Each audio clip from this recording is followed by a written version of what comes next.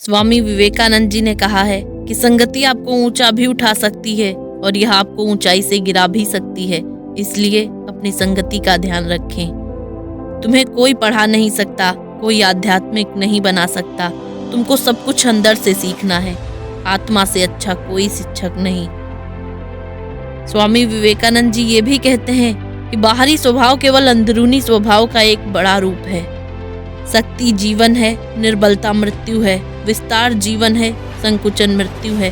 प्रेम जीवन है, द्वेष मृत्यु है। एक समय में एक काम करो और ऐसा करते समय अपनी पूरी आत्मा उसमें डाल दो और बाकी सब कुछ भूल जाओ। जब तक जीना तब तक सीखना।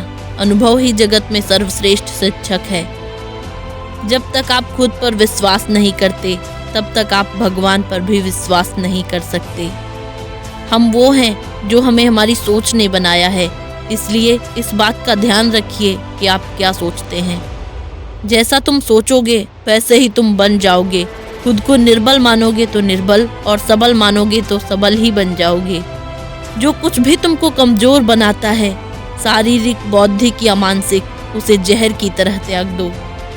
स्वामी विवेकानंद जी कहते हैं कि वेदांत कोई पाप नहीं जानता, वो केवल त्रुटि जानता है। और वेदांत कहता है कि सबसे बड़ी त्रुटि यह कहना है कि तुम कमजोर हो, तुम एक तुच्छ प्राणी हो और तुम्हारे पास कोई शक्ति नहीं है और तुम ये वो नहीं कर सकते। हम जो बोते हैं वो काटते हैं। हम स्वयं अपने भाग्य के निर्माता हैं। जो सत्य है उसे साहस पूर्वक निर्भीक होकर लोगों से कहो। उससे किसी को कष्ट होता है या नहीं, इस ओर ध्यान मत दो। यदि परिस्थितियों पर आपकी मजबूत पकड़ है तो जहर उगलने वाला भी आपका कुछ नहीं बिगाड़ सकता। हर काम को 3 अवस्थाओं से गुजरना होता है: उपहास, विरोध और स्वीकृति। किसी चीज से डरो मत, तुम अद्भुत काम करोगे। यह निर्भयता ही है जो क्षण भर में परम आनंद लाती है।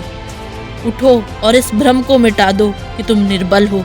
तुम एक अमर आत्मा हो, स्वच्छंद जीव हो, धन्य हो, सनातन हो। तुम तत्व नहीं हो, तत्व तुम्हारा सेवक है। तुम तत्व के सेवक नहीं हो। एक विचार लो, उस विचार को अपना जीवन बना लो। उसके बारे में सोचो, उसके सपने देखो, उस विचार को जियो।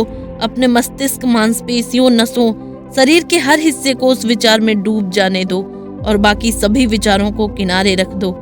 यही सफल होने का तरीका है।